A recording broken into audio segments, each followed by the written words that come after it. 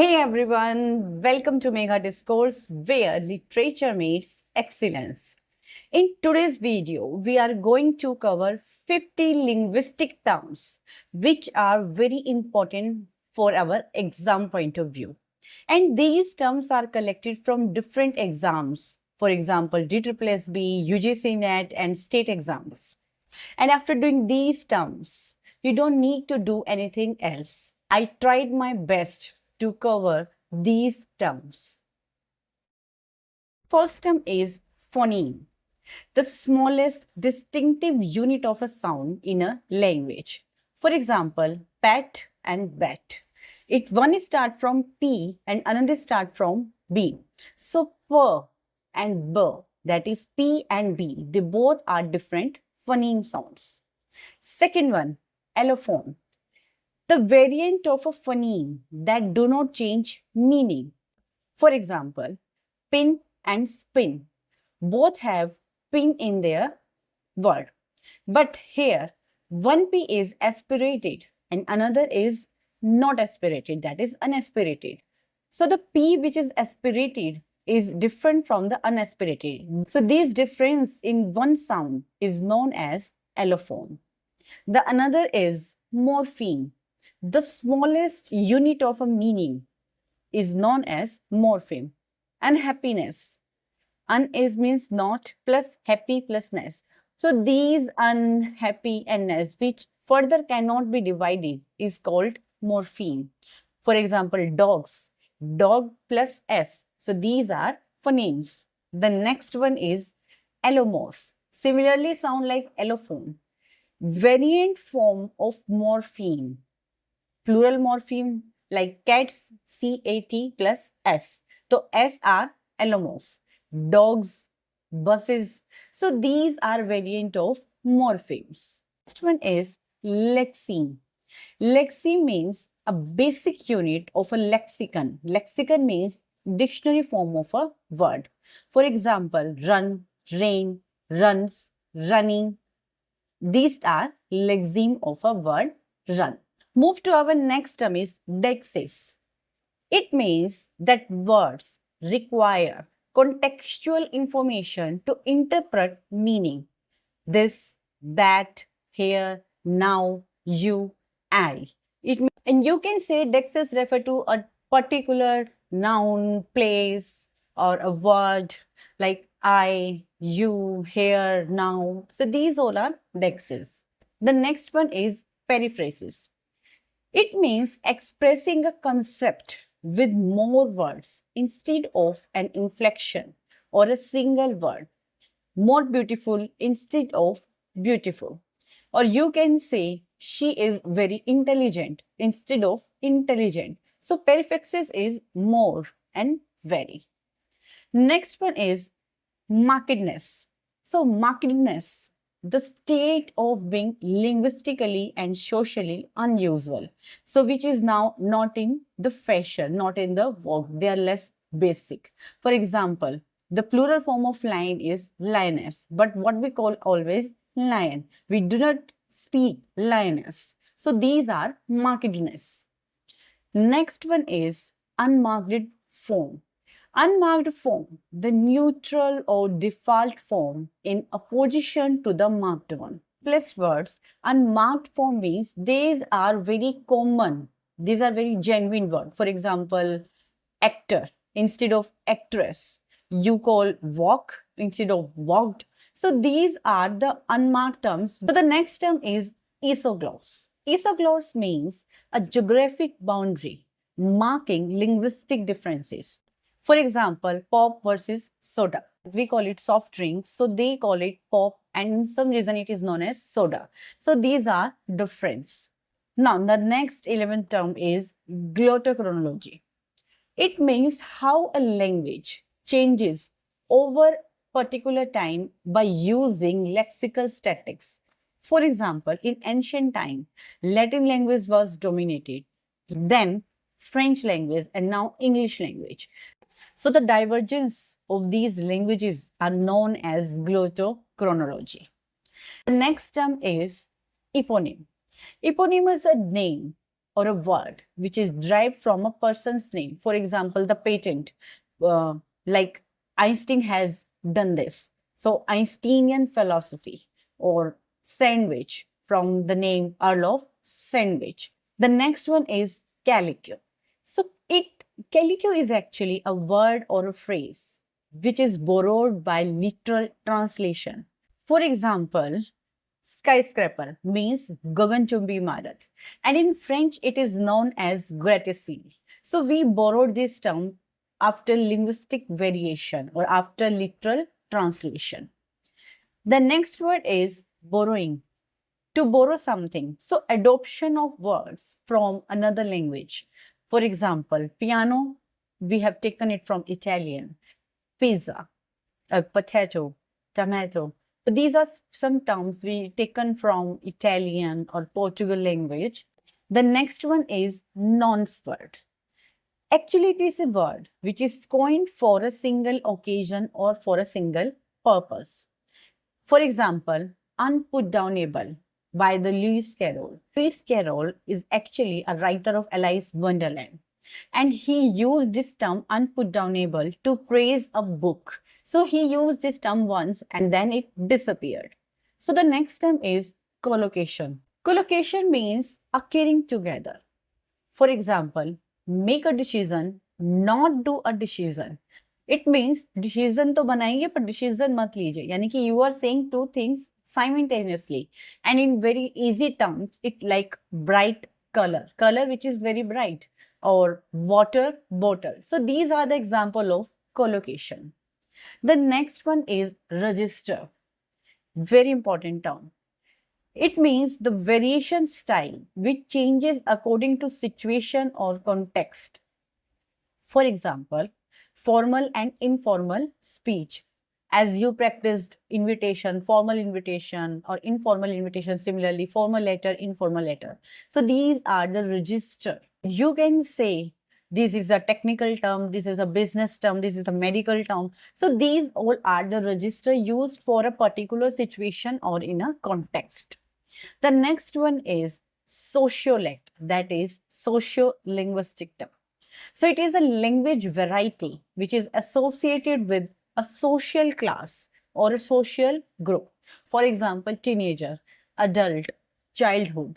Moreover, Gen Z, alpha, and millennial. So these are the sociolect. It means a particular social group. Next term is ethnolect. Similarly sound sociolect. So ethnolect is a dialect actually which is spoken by a particular ethnic group. For example, African, American vernacular English, or you can say or Australian English or Indian English. And in India, it is divided like South Indian speaks different from North Indian. Similarly, West Indian speaks different from East Indian. So these are because of the dialect, because of the ethnic group. Next one is neologism. This is very important term asked in the SSSB exam recently. So neologism means a newly word or expression. For example, blog, vlog, selfie, pout, or now these are more terms like Gen Z, Gen Z Alpha, and these are all neologism. These are new coin term, and there are so many new coin terms. Write down in comment section which you like most. Next one is presupposition. It means an assumption implicit in an utterance. You presuppose something before you speak. So have you stopped smoking? It means you presuppose that you used to smoke. Someone says, are you going somewhere? But he has already supposed that you are going somewhere else. So these means presupposition. The next one is implicature. Important term asked in the pre-SSSB PGT exam recently are indirect meaning inferred from context. For example, it is cold in here, implying please close the door. That means there is cold, so you have to close the door. I am thirsty. It means please fetch me a glass of water. It is indirect saying. The next one is speech act. A function of speech such as requesting, commanding, promising, ordering. So these are speech act. I apologize. That is act of apology. It may be command, it may be order, it may be request, depending upon the tone. The next and very important term, illocutionary act. It means the intended meaning or purpose of an utterance. Like, why do you say it? For example, can you pass the salt? Can you pass the salt? Means you are requesting the person to please pass the salt. It depends upon your tone. The next one is perlocutionary act. It is relatable to illocutionary act. It means the effect of an utterance on the listener. So when the speaker says, it means illocutionary effect. And when the listener reacts, it means the perlocutionary act. For example, when he says, can you pass me the salt? And the perlocutionary act, the example converts like causing someone to pass the salt. He listens like he needs it and he passes the salt. Next one is locutionary act. Locutionary means the act of saying something. For example, it is raining. So how we are speaking, that is the literal utterance, is called locutionary act. When it depends on the speaker, it's called illocutionary act. And when it depends on the listener, it's known as the perlocutionary act. Next is zeromorphism. When there is a no overt marker, it means zeromorphism. For example, the singular, the plural of ship is ship. So there is a no as, there is a no yes, it is zeromorphism. Similarly, the form of put is put, put and put. So it is a zeromorphism. The next one is suppletion replacing. As the title announces, replace one word form with a completely different one. It means a word changes its form according to the tense, according to the subject. Like go, went and gone. Good, better, best. Bad, worse and first. So these are suppletion replacing. Next one is morphophonemics. Morphophonemics, it means the study of how morphology and phonology, both processes, interact with each other. For example, there is a word electric and it changes into electricity. So we add ity in electric. And when we add ity, it means we change it morphologically. But its pronunciation changes. It means it's changed phonologically. So electric, the K sound converted into the S sound like electricity. So this is known as morphophonemics. The next one is bound morpheme. It cannot stand alone. It must attain another form. For example, unfinished. So un cannot stand alone. It needs finish or any other word to define itself.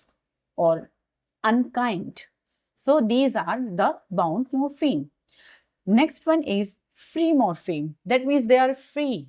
They do not bound with another. It is opposite to free morpheme. They can stand alone, like book, run. They don't need any suffix and prefix to define. The next and important word asked in UGC NET exam, Pidgin. So it is actually a simplified form of language which is used for communication between different groups. They have no common language. For example, if I need to speak a person who knows Tamil, but I do not know about Tamil language, we use English language to communicate. That is known as Pidgin. The another which is important is Creole. It means a fully developed language that evolved from a Pidgin. Two or more languages mix and evolve a new language like Haitian Creole, and we have Portuguese Creole when Portuguese lived in Goa. So these are the blending of two or more languages. The next is lexifier. The language that provides most of the vocabulary to a Pidgin or a Creole. It means lexifier. And we borrow from different languages. Like English is the lexifier of Tok-Pisin. Tok-Pisin is actually the language, the official language of Papua New Guinea. So it is their official language and it comes from the English Creole. So lexify means to provide vocab to a Pidgin or a Creole language. The next one is code switching. and code mixing, they're relatable to each other. Code switch means to switch a language or to switch a word. Alternating between two or more languages in conversation. For example, मुझे लगता है it's too late. We mix different type of languages or words or different tone or accent. And in generally, so many people speak like, "Arey, you know now, ye ho gaya. Now what can I do?" These are some code switching words. Next is code mixing, means to mix these language. Mixing different elements of two or more than two languages within a sentences or a phrase, like let's have chai together. And when we switch between two languages, it means code switching. And when we blend two languages, it means code mixing. Next is diglossia, very important term. It means two varieties of language used in a different social context. It may be high or low form, or it may be high and high form. For example, classical Arabic, which is a high form, mixed with colloquial Arabic language, that is a low form. So it is a diglossia. Example, Tamil language. It is a perfect example of diglossia in India, because the spoken Tamil and the written, the literal formal Tamil is different. They both have different form. The next term is assimilation. Assimilation means to mix and become a one. Then when a sound becomes similar to its neighboring sound, when you behave like your neighbor, so that is the assimilation. For example, what you do. So in accentual language, it is pronounced as what you. So the what you assimilate and becomes what you. And the another example is input, but pronounced like input, because the N and the P sounds assimilate and it becomes sound. So this is known as the assimilation. The next one is elision. So elision means omission of sound or disappearance of a sound or a syllable in a speech. For example, I am. It becomes am. It is. So we say it's. So this is known as elision. यानी कि loss of a sound is elision. Taking a sound is assimilation. The next one is epanthe. Epanthe means insertion of an extra sound with a word. For example, athlete instead of athlete. So we call it athlete. So we add more a short in athlete. For example, warmth. We pronounce as warmth, but there is a little per sound in mid between. So this is known as epanthe. The next one is glottal stop. A speech sound produced by closing the vocal cords. Here we have glottal. So when we produce a sound, the vocal cord closed. The pause in O, the word butter, and we pronounce it like butter. We glide R. So this is known as the glottal stop sound. Similarly, butter. So here we glide T sound. The next one is minimal pair. It means when two words, they are differing by only one sound and meaning. We have two words and they have similar letter, but only one letter is different. It is minimal pair, that is ship and sheep. So sheep is SHEEP, that is long vowel I. And ship, there is a short vowel I. Next one is inflection. So inflection means the change in the form of a word to express tense, number, etc. Like play become played in second tense and playing in continuous form. Book become books while plural. The changes according to tense, according to subject. Okay. The next one is semantics shift. It, as the title pronounced, shifting of a meaning. So when the meaning changes over a time, it means semantic shift. And you are very shocked after hearing the example. Nice means foolish. Yes, you can check it. In Old English, nice means ignorant, foolish. But in today's time, it is a different form and both words are different. So when a word changes according to time, so it means there is a semantic shift in this word. The next one is polysemy. Polysemy, poly means multiple.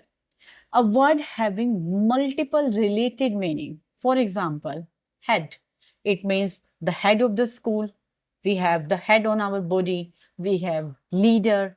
It means top. So a single word have a different meaning. It means it is a polysemy. The next word is homonym. These are very important terms and they asked frequently in so many exams. Homonym means single. Words which is identified in form but different in meaning. For example, bank. There are two different meaning. First one is river, the bank of a river. And the second means financial bank. So these are the different meaning of a single word bank. That is homonym. Next one is synonym. It means the similar meaning. For example, how to say shuru karo. So start, begin, commence. The next one is antonym, opposite of synonym. It means words with opposite meaning. For example, hot and cold, begin, end, open, close. So these are antonym. The next one is hyponymy. Hyponymy means the relation between general and specific terms. For example, rose is hyponym of flower. Flower is a wider term and it may be rose, it may be daffodil, it may be sunflower. So these are the types of flower. The next and the last term is hyponymy.